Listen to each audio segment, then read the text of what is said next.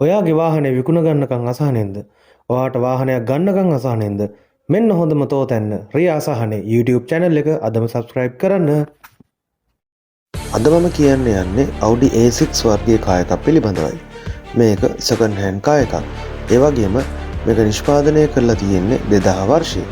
මේකේ engine capacity එක වෙන්නේ 1900cc.